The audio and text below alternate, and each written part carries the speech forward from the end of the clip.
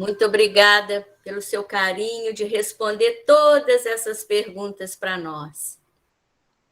Em primeiro lugar, boa noite, prazer estar aqui.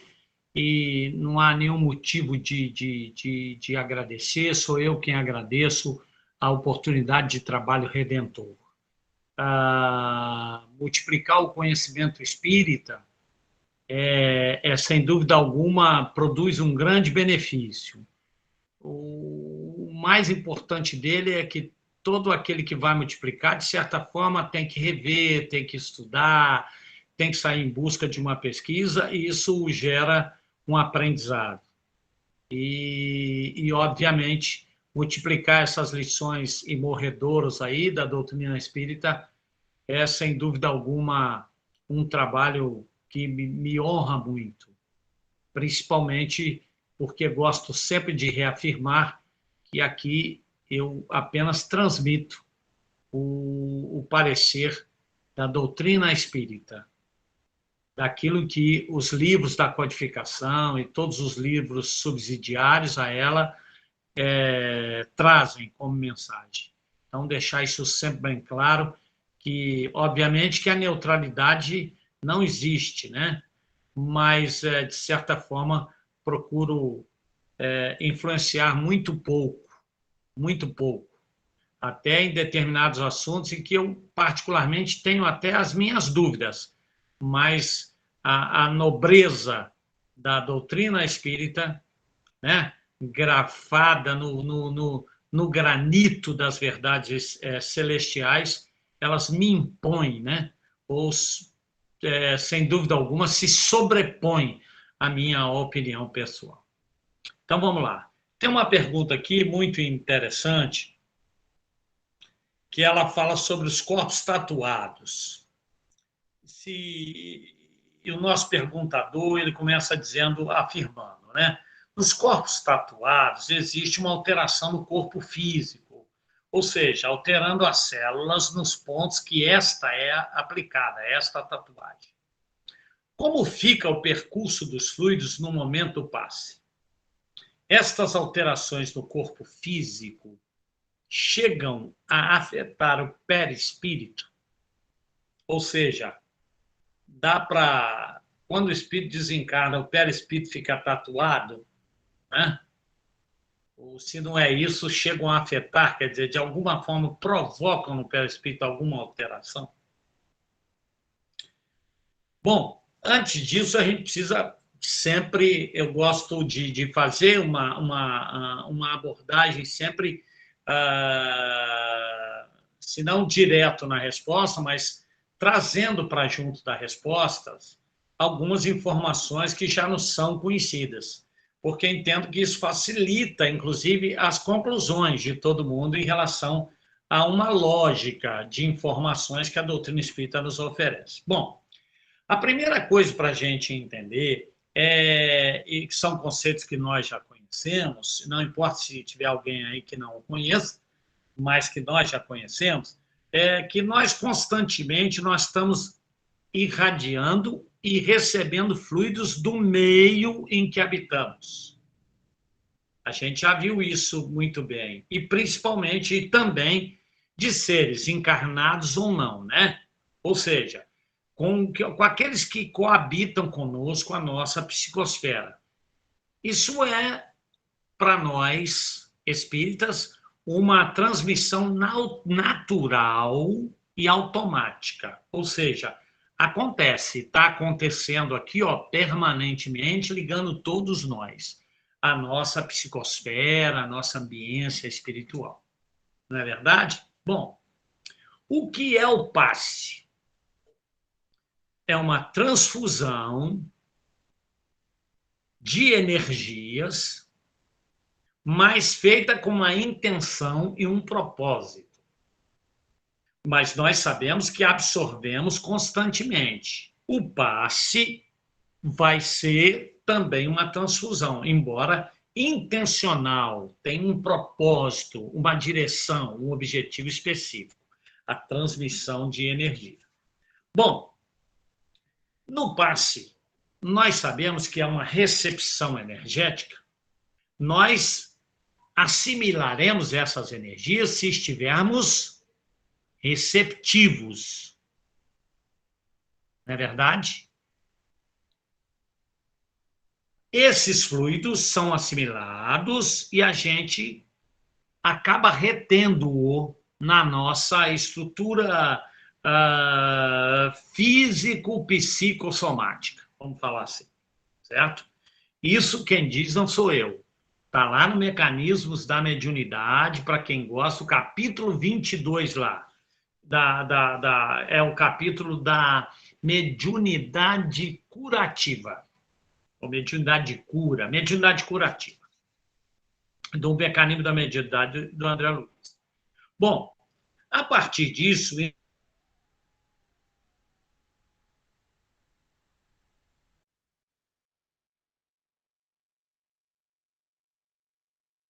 Travou, Heraldo. Heraldo, direto agora Heraldo, a pergunta. Nós perdemos... Nós precisamos saber Heraldo, que caiu, eu parei de falar. Nós perdemos... Não, tá. Eu parei de falar. Vamos lá. Tá bom. Bom, então vamos direto à pergunta. Os nossos centros de força, também conhecidos aí como chakras, qual é a função deles? Eles acumulam e distribuem energia. A gente já falou do coronário como sendo o principal, o que é o grande responsável, o grande reservatório que sai fazendo toda a distribuição. Esses nossos centros de força, eles estão aonde? Lá no perispírito, não é isso?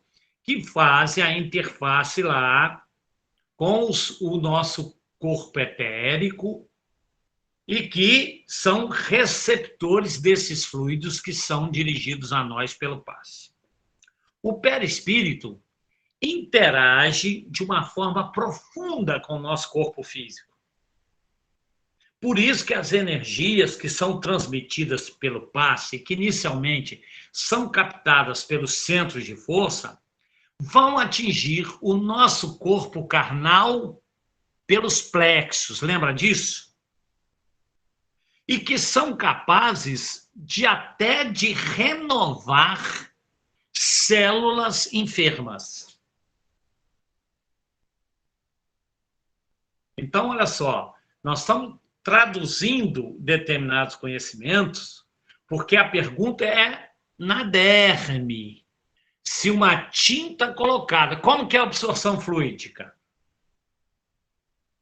Está vendo que ela não é assim? Por aqui, ela é absorvida pelos centros, que distribuem os outros. Bom, já começamos a chegar a uma conclusão aí, sim ou não?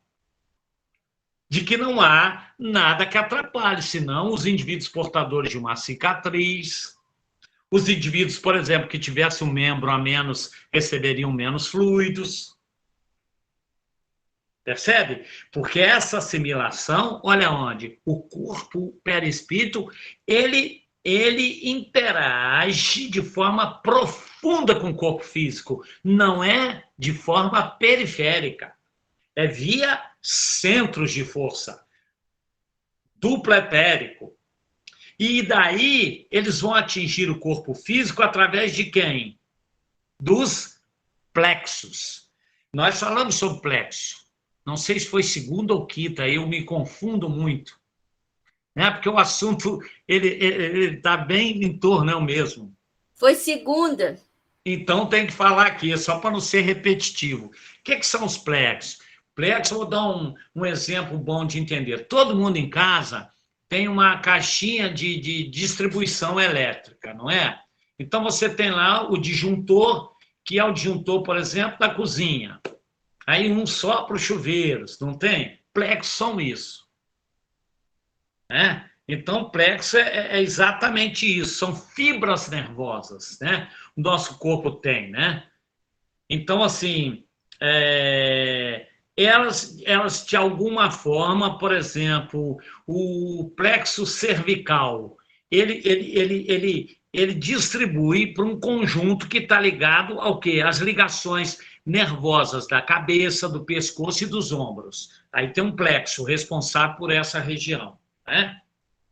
E assim vai. O braquial vai lá, vai falar com... É o responsável ali para eliminar os tórax, os ombros também, os braços, antebraços, mãos. Então, plexos são isso. Deu para entender mais ou menos? Né? Então, os centros de força, o que, que eles fazem? Né? É onde se mistura os fluidos, o quê? Vital, com as vibrações, vamos chamar, que a gente chama de vibrações neuropsíquicas, movidas pela vontade do passista endereçado a essas vibrações que é a que nós captamos.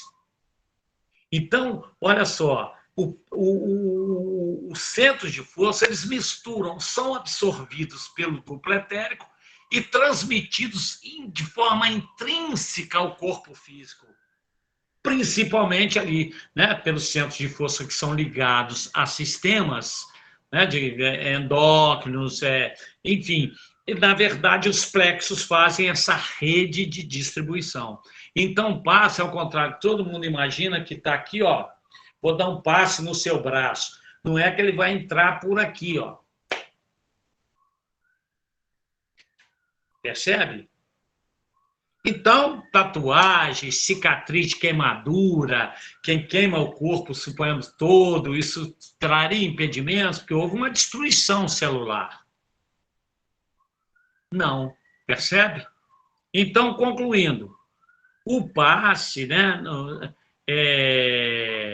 se a gente pensasse que ele é transmitido, né, é absorvido pelas células da pele, né, é o que a gente diria, né? Cicatrizes e todo esse tipo de coisa prejudicariam os receptores. Então, acho que considero que a gente tem informações aí para tirar algumas conclusões aí. Ok?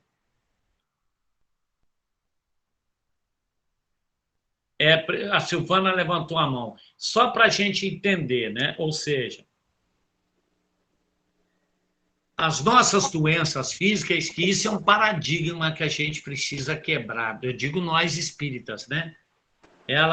As doenças físicas, elas ocorrem de forma inversa.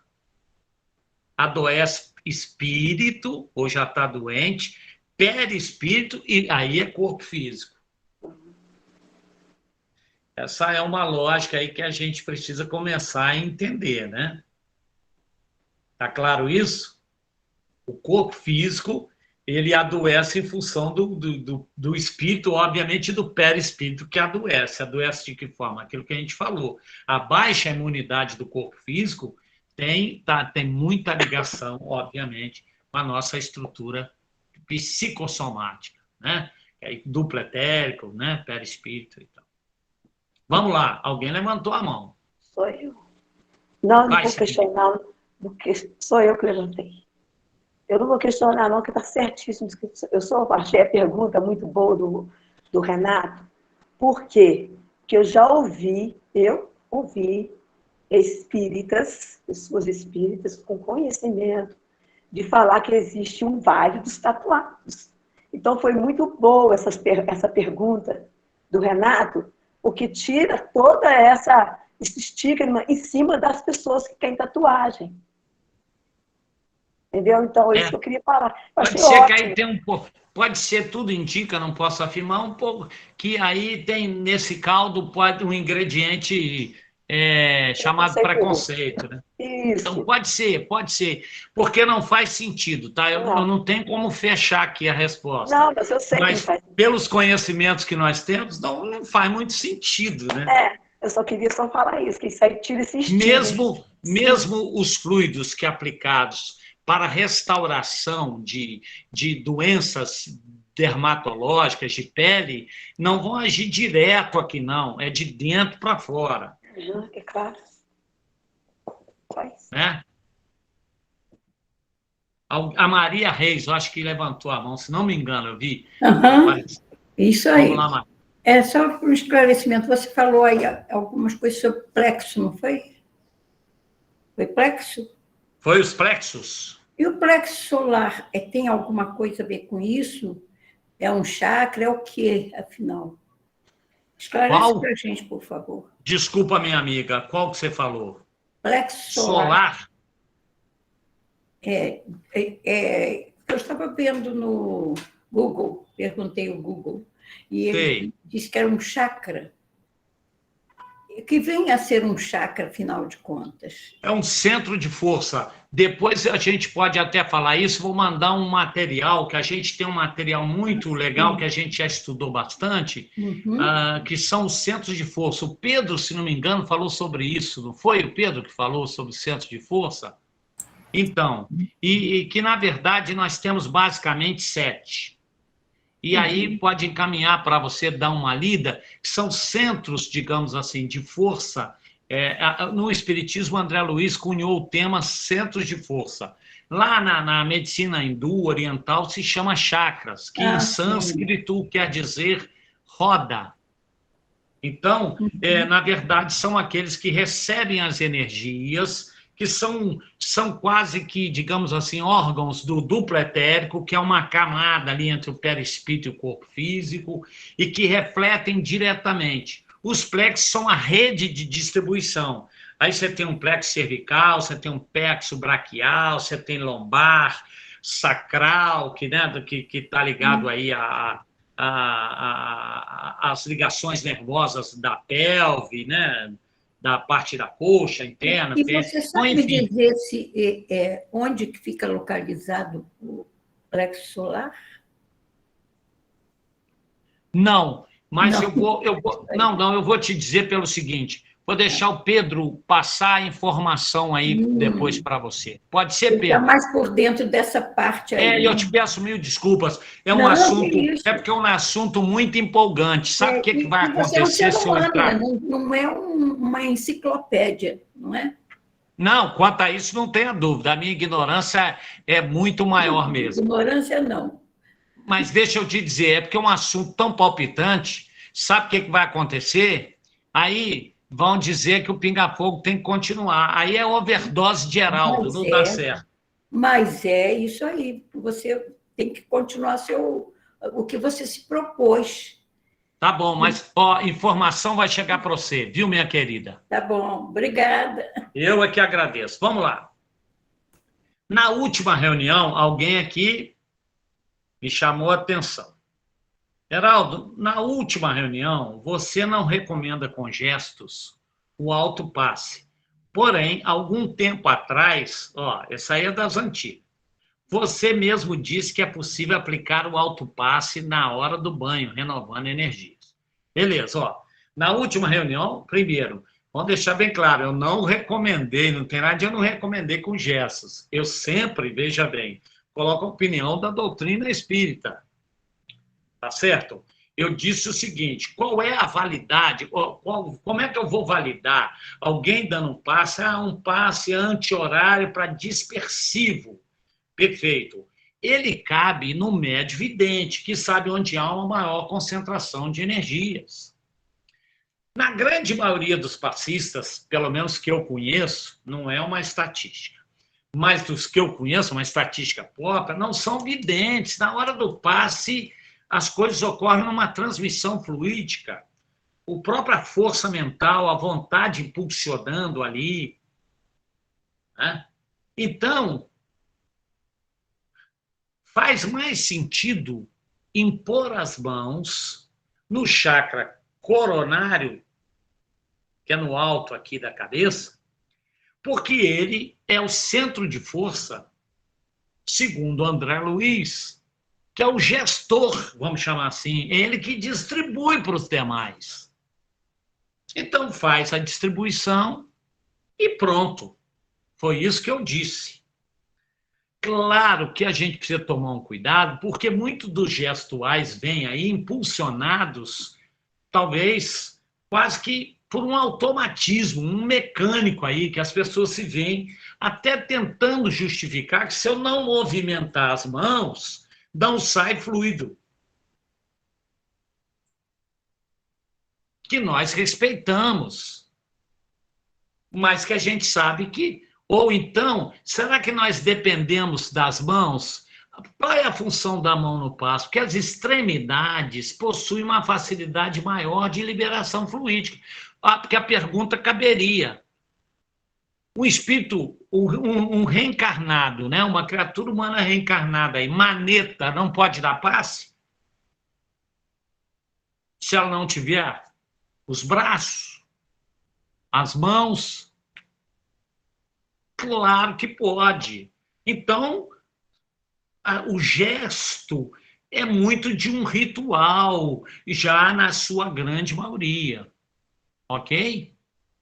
Então, é sobre isso que eu falei, mas não fiz nenhum tipo de recomendação. A doutrina espírita não a pregou nesse sentido. Ah, mas a gente já ouviu falar do André, mas veja bem, o André relatando no mundo espiritual, em que eles chegando lá, vendo um irmão cujos fluidos densos, etc., fizeram um passe dispersivo dos fluidos, eles estão enxergando. É muito diferente de alguém que se senta à nossa frente para receber uma transmissão de energia.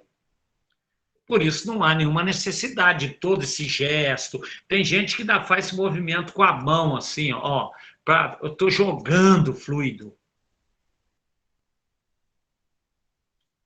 Barulhos, né? Ruídos, né? Eu já li obras que preconizam que a gestualística do passe, o gestual deve ser: deposita o fluido, em seguida eleva as mãos para captar fluidos cósmicos para trazer de volta e julgar e captar, quer dizer, tem recomendações que não são kardecistas.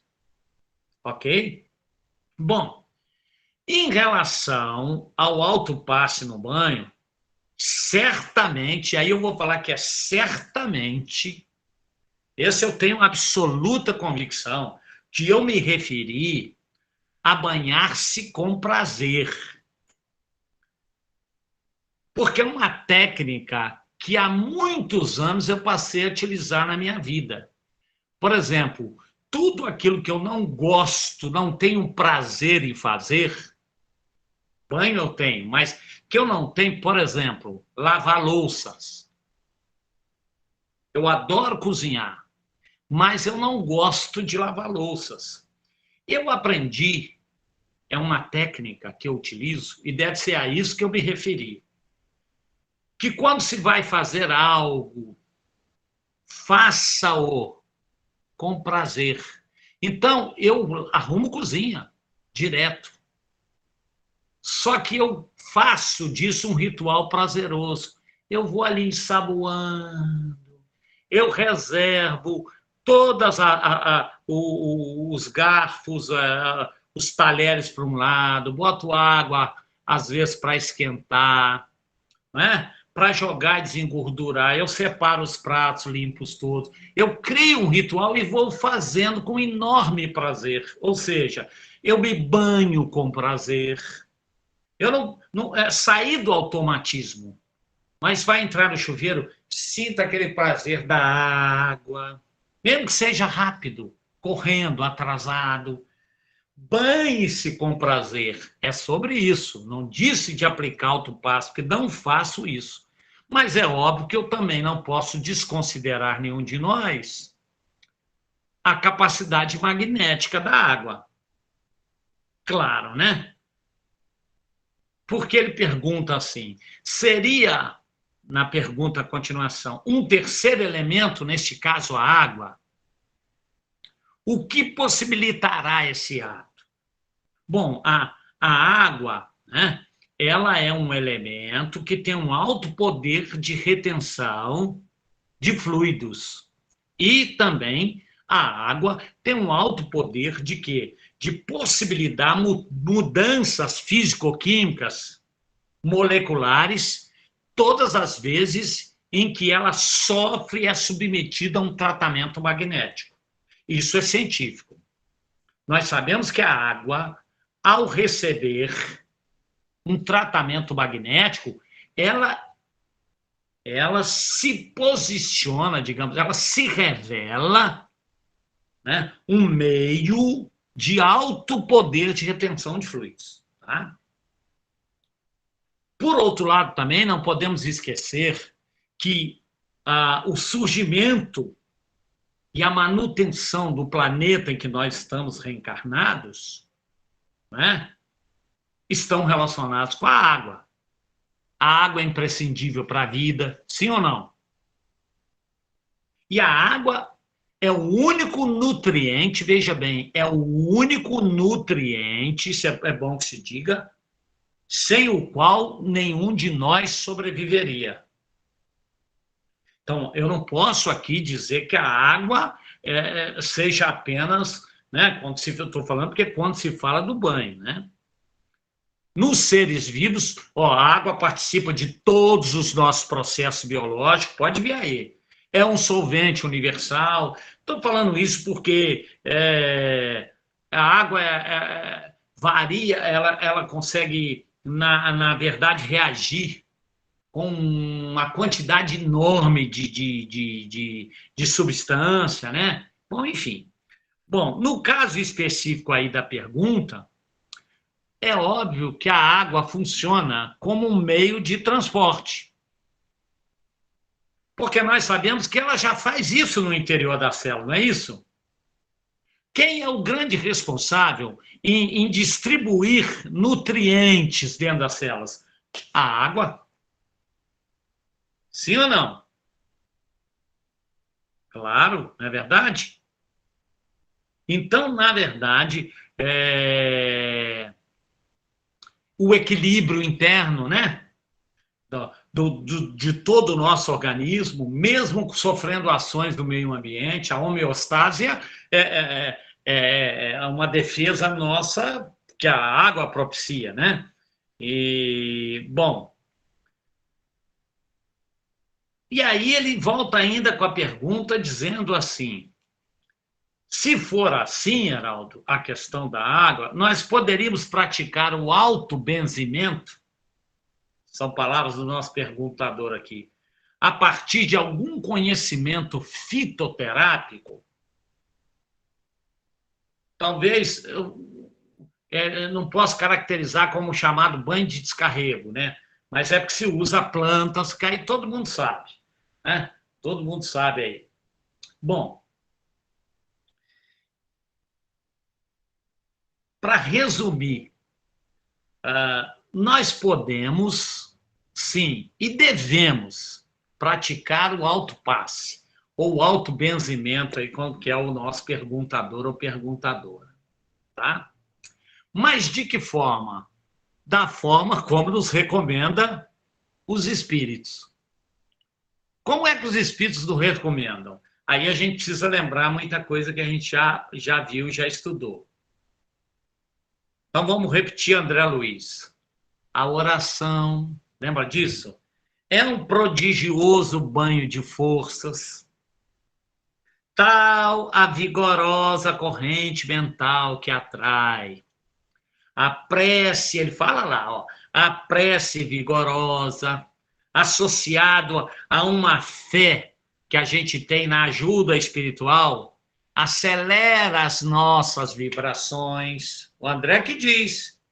E facilita as ligações com os nossos benfeitores. As energias espirituais, veja bem, quando elas são, diz o André, somadas, agregadas, misturadas, vamos dizer assim, às nossas, retornam sobre nós, trazendo-nos fluidos renovadores. Quanto aos fitoterápicos, eu diria, é claro que eles vão possuir propriedades terapêuticas, mas aí eu peço muita desculpa, porque eu não sou gabaritado aqui, nesse caso, para discorrer sobre eles. Ou seja, em outras palavras, em relação aos fitoterápicos, que eu acredito, obviamente, mas a minha ignorância não me credencia. Aí optei em deixar isso em aberto para alguém que tenha esse conhecimento e esse perfil, porque certamente vai contribuir muito. Então, resumindo, podemos praticar o autobenzimento? Claro que sim. A oração é um banho de forças espetacular. Ok?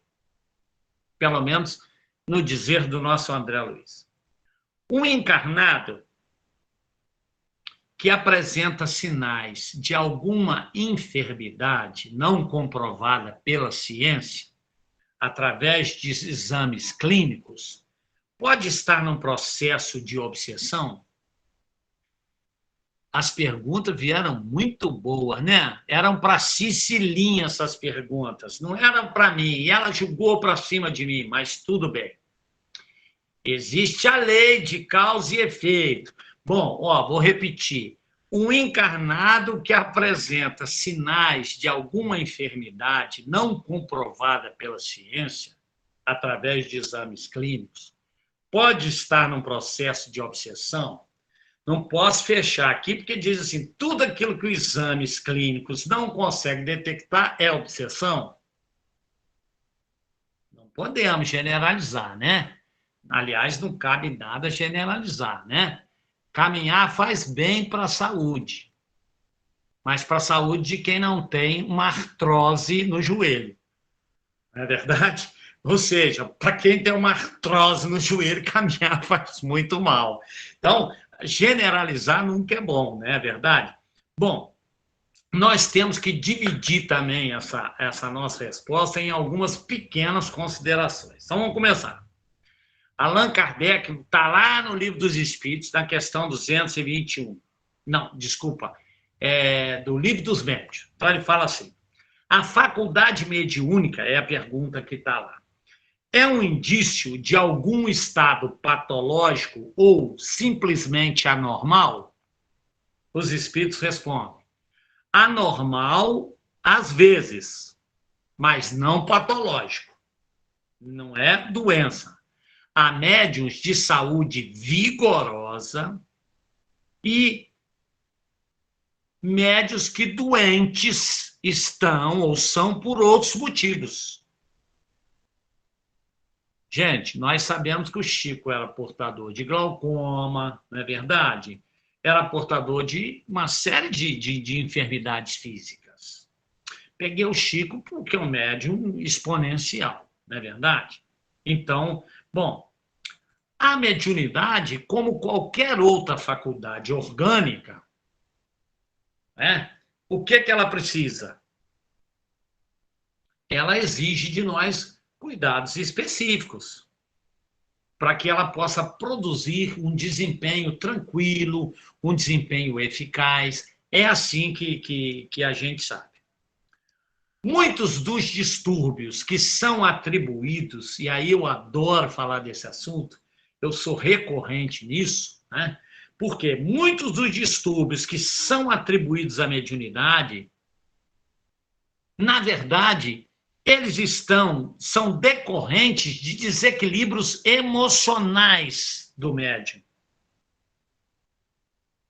que por ser um espírito imperfeito, ele reencarna ligado ao passado comprometido, aí é a carga que traz. Tá claro isso? De onde estão aí, aparece e brotam os seus conflitos, suas perturbações, sua intranquilidade. Então, não tem a ver que seja um processo de obsessão. É um processo mesmo kármico, de herança kármica, que muitas das vezes ou são confundidos, né, pela toda a sintomatologia clínica, mas que, por exemplo, um caso em aberto, de fundamento espiritual, mas que é muito em aberto, não conclusivo, a esquizofrenia. Não é verdade? Ou seja, quem diz uma coisa muito importante é lá o Manuel Filomeno de Miranda, no livro Nas Fronteiras da Loucura, acho que a grande maioria conhece ou já ouviu falar. Lá no capítulo 23, o Manuel Filomeno de Miranda fala uma coisa interessante. Olha só, ele diz lá que o período inicial da educação mediúnica, veja bem, ela sempre é uma palavra muito grande, mas assim, de uma forma preponderante, ela vai se dar sob ações tormentosas. O desequilíbrio mediúnico que todo neófito, todo iniciante experimenta. A dúvida, não é? Ou seja, na grande maioria, o médium é um espírito o quê? Endividado em si mesmo. E ele traz dentro dele um número muito grande de compromissos a resgatar, certo? Ou seja, por outro lado, para facilitar essa carga de compromissos, né, ele traz matrizes perispiríticas que facultam o acoplamento exatamente dessas mentes perniciosas do além-túmulo. Muitos ligados ao seu karma, ou seja, muitos ligados à sua psicosfera, certo? Ou seja, a similitude fluídica já existe de outras vidas. Por isso, acessam com muita facilidade os chamados processos aí obsessivos. Mas, na verdade, isso, quando o indivíduo portador desses tormentos se propõe à educação mediúnica, isso, na verdade, o impele à grande oportunidade do trabalho de autoburilamento. Porque, junto à mediunidade exercida com Jesus, tem-se o exercício da caridade, tem-se bem patente o exercício da paciência e, principalmente, do amor para com os próprios algozes. Bom, além disso, se considerarmos os próprios débitos de cada um, muitos de nós, é muito comum, estamos vinculados aos nossos cobradores que não querem nos perder de vista. Estão imantados muito a nós pelos nossos atos, pelas cadeias mentais que nós alimentamos. Está claro isso? Portanto, é comum que todos nós tenhamos cobradores de outras vidas dividindo conosco, ou sitiando, vamos dizer assim, a nossa casa mental. E, de certa forma, conseguem a impor aflições com muito mais eficácia, né? Por quê? Porque possuem essas criaturas em desenvolvimento mediúnico, em educação mediúnica, o que elas possuem? A percepção mediúnica. É o médium ostensivo. E a ação desses espíritos vem para barrar o quê? O crescimento espiritual. Que ele pensa, ao executar a sua vingança, não é verdade? Libertar-se até do jugo dessa criatura que o reencarnou. Daí criarem armadilhas, né, situações difíceis, a gente sabe disso tudo, né? Até mesmo para quem não possui digamos assim, essa predisposição. Bom, na verdade, é um calvário abençoado, nós sabemos disso. Então, olha só, a pergunta, ela dizia: a faculdade mediúnica é indício de algum estado patológico? Não, não, não. É um calvário abençoado. Por quê? Porque, na verdade, todas as aflições físicas são advindas de onde? De espíritos, mentes enfermiças ligados a nós. E as facilidades da percepção mediúnica, do acoplamento mediúnico, é fornecida ao médium endividado para que ele possa fazer dessa ferramenta, na mediunidade com Jesus, a sua libertação. Por isso se dizer que essas mediunidades de tanto sofrimento são calvários abençoados, né? Porque propicia não só o reajuste, mas também o desenvolvimento da mediunidade, do sensitivo, aprende a discernir o tom psíquico daqueles que são os acompanhantes, começam a aprender sobre lei do fluido, é uma maravilha. Quando a mediunidade ostensiva, a gente que está nisso há alguns anos sabe, aqueles que correm para o centro com a mediunidade se dedicam ao estudo mesmo, né? E isso aumenta a resiliência deles mesmos nos combate às más inclinações, não é verdade? Porque funciona. Para fechar esse assunto, eu consegui resgatar, eu peguei uma entrevista deliciosa com o Chico Xavier, se posso dizer assim, porque tem muito a ver com isso. Ela é muito antiga, estava aí, mas é uma excelente entrevista. O jornalista Elias Barbosa fez uma entrevista com o Chico e eu peguei um pedaço que possa nos ajudar muito nessa questão aqui, para a gente entender. Tá tudo bem ou tá muito monótono isso aí?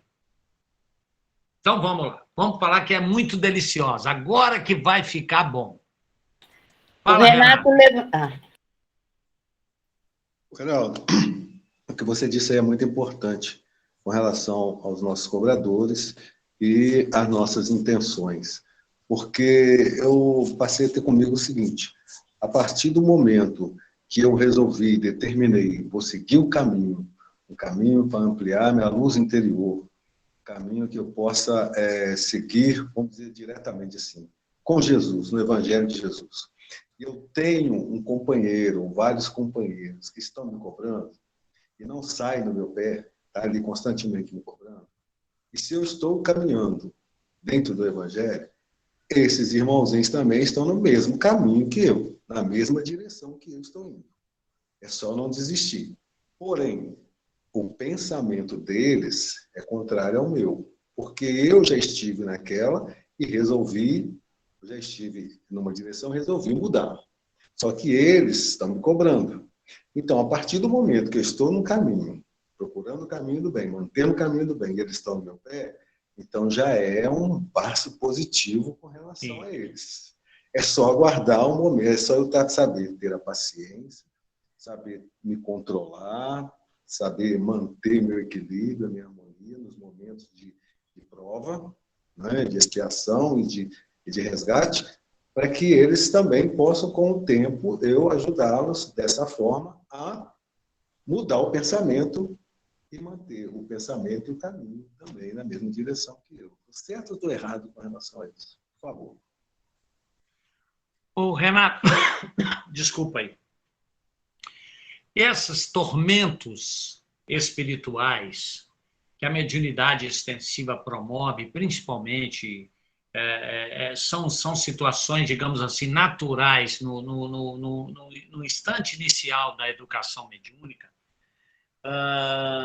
Elas, na verdade, trazem uma gama de benefícios, né? Por isso eu vou repetir, se chama de Calvário abençoado, mas não é por uma questão retórica conformista, não é nada disso mesmo, não. Porque, se você parar para pensar, além de ser um meio para se ampliar e desenvolver um treinamento, porque essa acoplagem, captação do pensamento do espírito, né, da comunicação mediúnica em si, ela não é uma coisa muito fácil para a grande maioria dos médiuns, né? Isso requer mesmo um treinamento.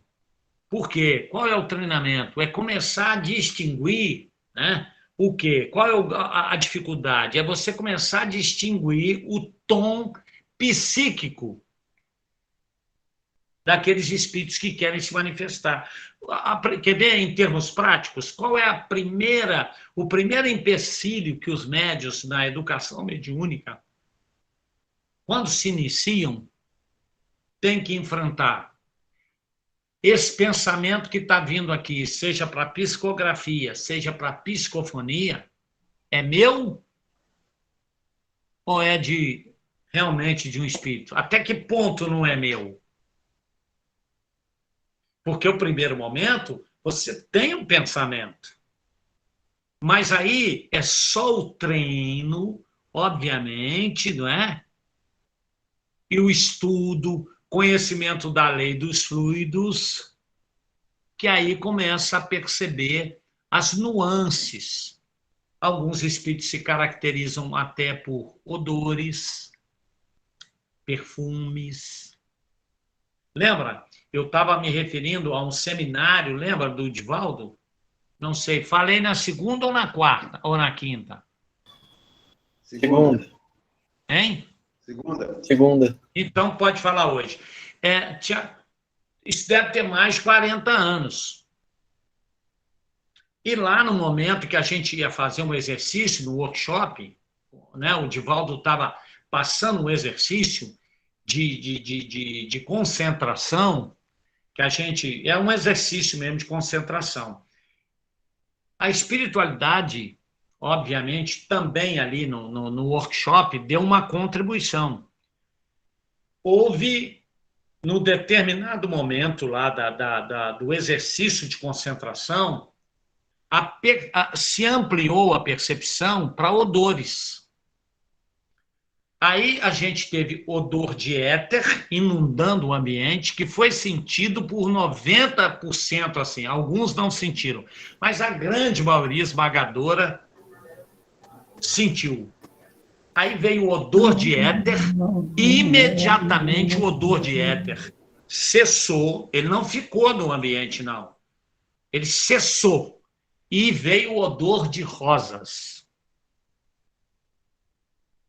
E depois o Divaldo revela dizendo o seguinte, para contribuir naquele exercício ali do workshop, Sheila liberou fluidos, que como enfermeira, né, de éter, ela fez talvez o de éter para identificá-la como enfermeira que foi. Poderia ser outro odor.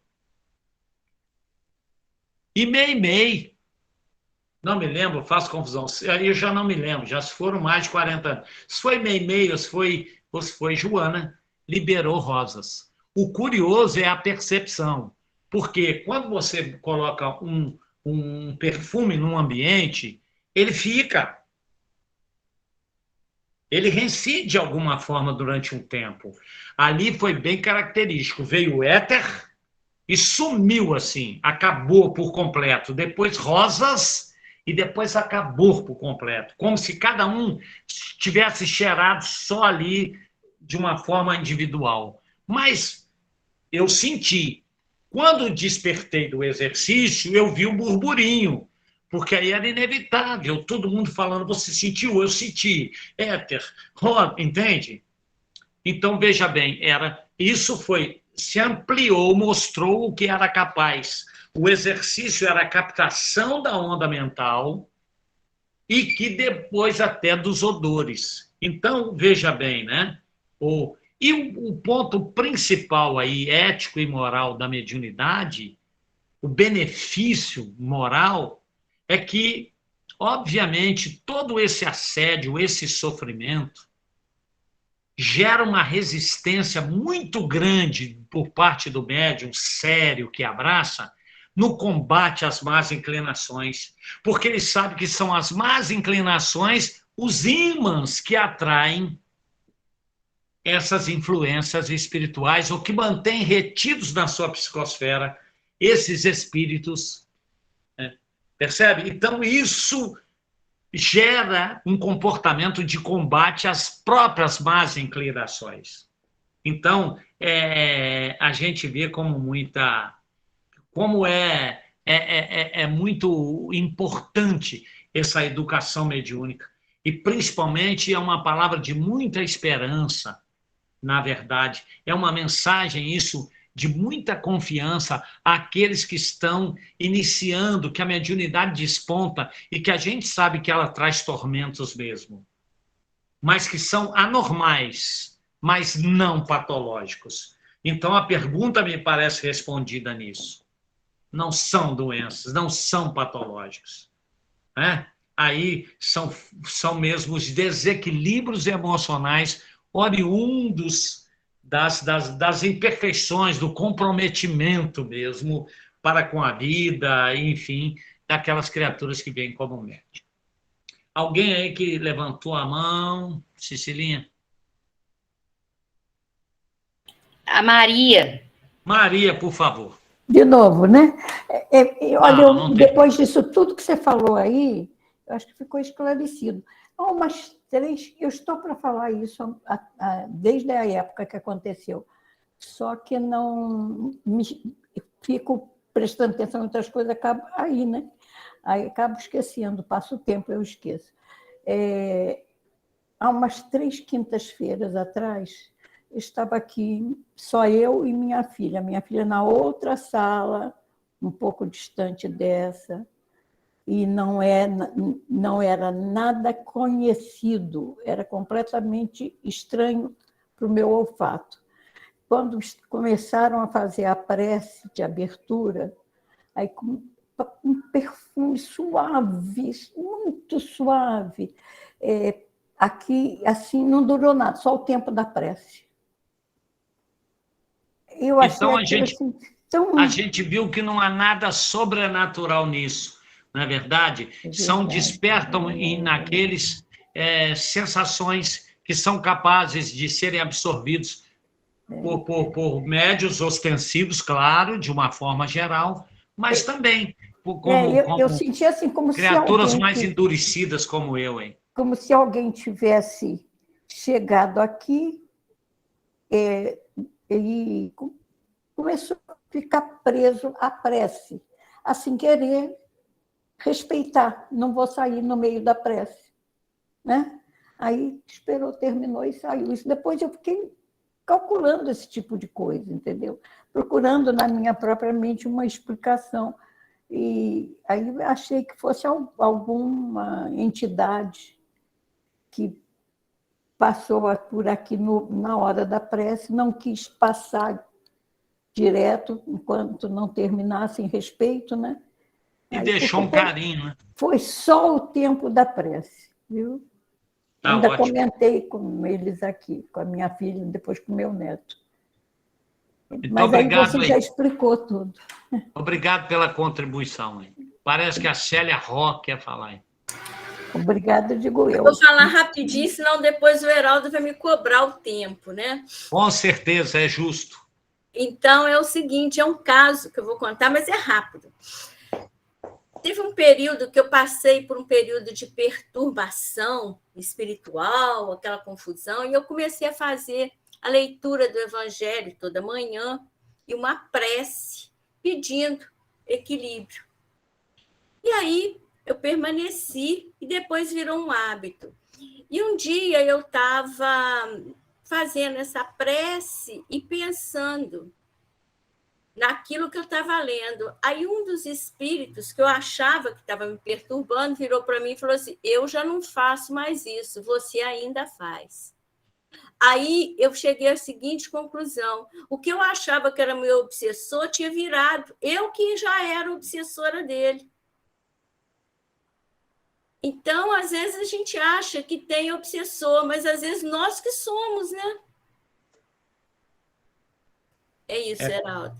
Acho que eu não tomei mais de 2 minutos. Eu não marquei não, Célia, mas deve ser daí para lá. Brincadeira. Olha, vamos para a entrevista do Chico, que é muito legal. E ela fecha com chave de ouro o assunto. Vamos lá. O Elias Barbosa pergunta assim, olha que pergunta interessante. Chico, pode nos dizer o que pensa o Emmanuel quanto ao problema de doenças e as obsessões? E o Chico responde. Emmanuel, muitas vezes, adverte-nos que as doenças e obsessões são testes que nos põem à prova a capacidade de resistência moral, ensinando-nos a valorizar a saúde do corpo e o equilíbrio da alma. O Elias diz assim, você, Chico, poderia, então, nos contar alguma coisa da sua experiência nesse seu contato de Emmanuel, com respeito à atitude que nós devemos assumir perante as nossas próprias doenças?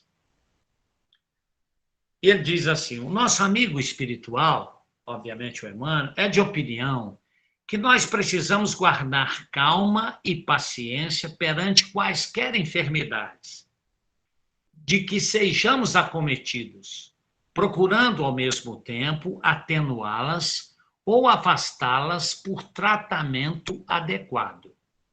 A esse respeito, diz o Chico, narrarei um dos primeiros diálogos que tive com ele, o Emmanuel, que foi em 1931.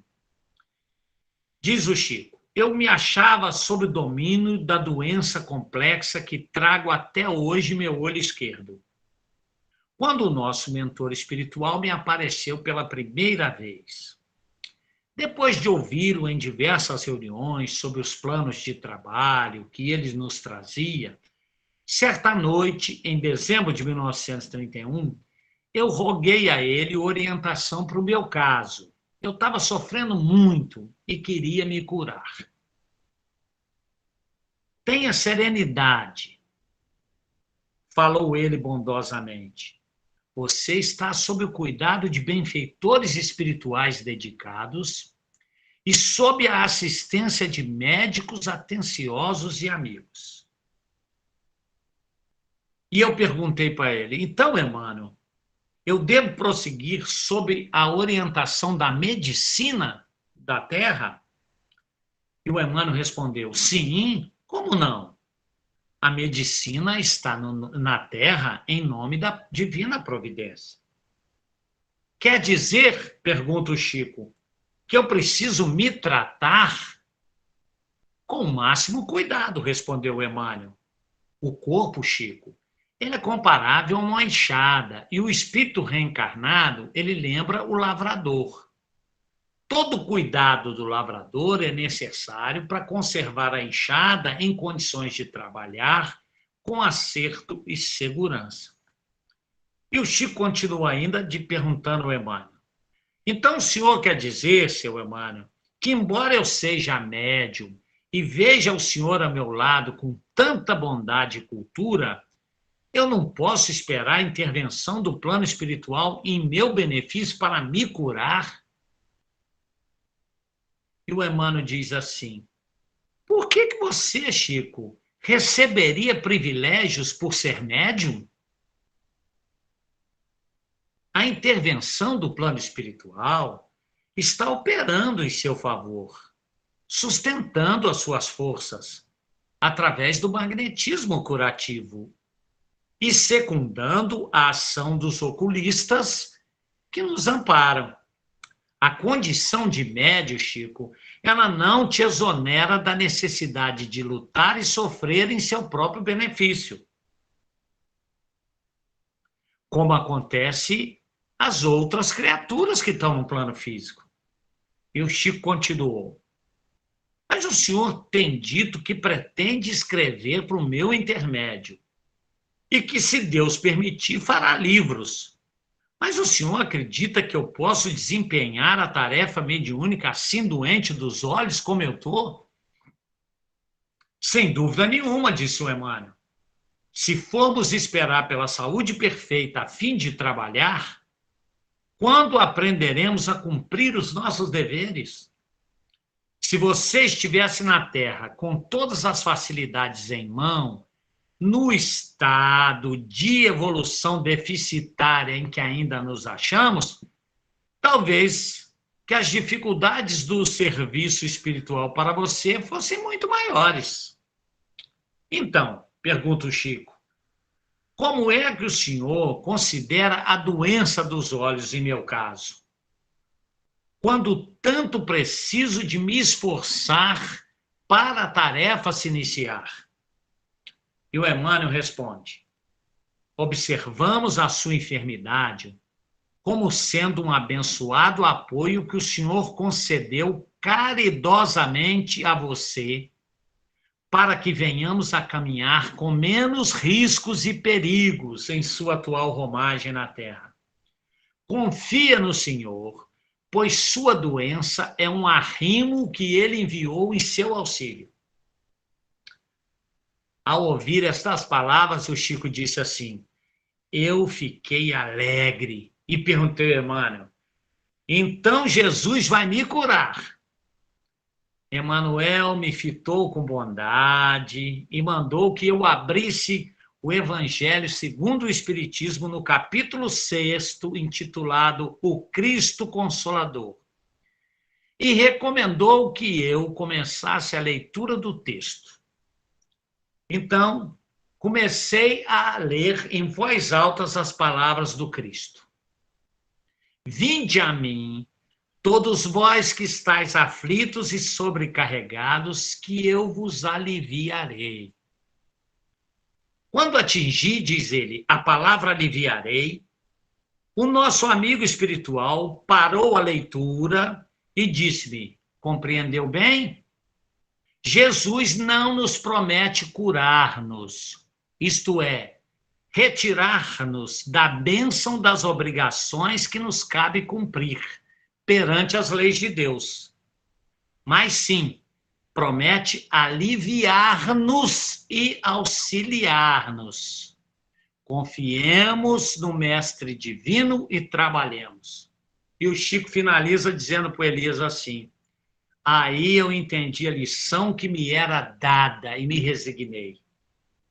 Hoje, depois de transcorrido 36 anos sobre este diálogo, agradeço ao Senhor a bendita doença que carrego dos olhos, sempre tratada por médicos amigos e por amigos espirituais, pois ela tem sido, em todo esse tempo, um agente providencial, induzindo-me à reflexão e ensinando-me a respeitar o sofrimento dos outros. Espetacular essa entrevista, né? Jesus não nos prometeu curar, mas nos aliviar, nos auxiliar, né? Então, achei que isso merecia para a gente fechar com uma chave de ouro, mas, sobretudo, a essa questão sobre a mediunidade promover doenças. Nós trazemos os germes kármicos mesmo, mas a mediunidade, no nosso caso espíritas, é sem dúvida alguma a melhor ferramenta pela qual Jesus vai cumprir a sua promessa de trazer alívio para todos nós. Celinha, encerramos aqui o nosso pinga-fogo. Peço desculpa de ter essa overdose aí do Heraldo, com essa minha voz fanhosa, não é verdade? Se eu ainda tivesse uma voz de locutor, seria mais empolgante. Então, peço desculpas aí e espero que a gente possa contribuir, e depois vou pegar aqui essa